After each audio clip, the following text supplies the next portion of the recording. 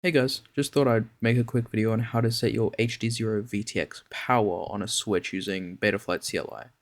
This lets you turn your VTX off completely using your radio, and it's super useful if you don't want your quad blasting video when it's sitting on the bench or in the pit when other people are trying to fly. Or if you just want a clean off and on setup without pit mode. Okay, so the CLI command may look scary at first, but it's actually pretty simple once you break it down. So here's an example line. So this is just the VTX CLI command. This first 0 here is the slot number, so we don't have to worry about that. This value here is the AUX channel you want this, or the switch that you want this to be on. So this says 3, but the actual AUX channel would be 4, because in the CLI, number 1, AUX 1, according to the CLI, is 0. So whatever AUX you want this to be on, just -1 and put the value in here. So these two here, your band-in channel, we leave those at 0 because we don't want to override the band-in channel that we're on currently. This 0 here is power level, so 0 would be off.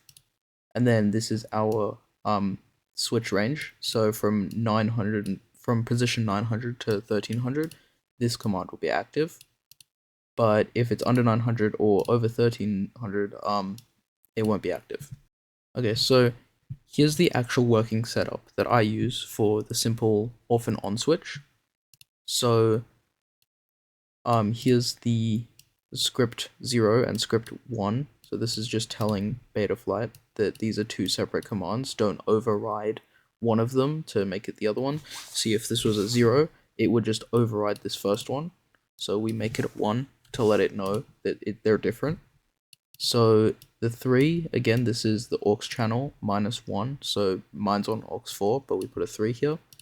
Here's the band-in channel, power level 0 here, which is off, and power level here is 3, which is my 25 milliwatts for racing.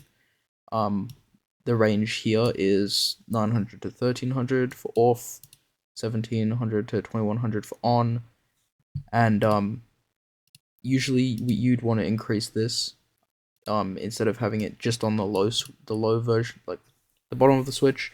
You'd want it to go all the way up to the 1700. Oopsies. All the way up to the 1700 so that you don't have like a dead spot in your switch. It's just easier to visualize this way, where the first two positions of my switch, so all the way back and then in the middle is VTX off, and then all the way forward is VTX on.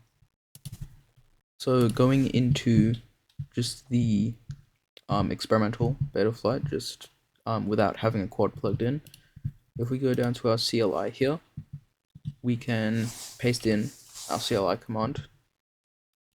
It will send through to the drone if there was a drone plugged in, and then you just type save.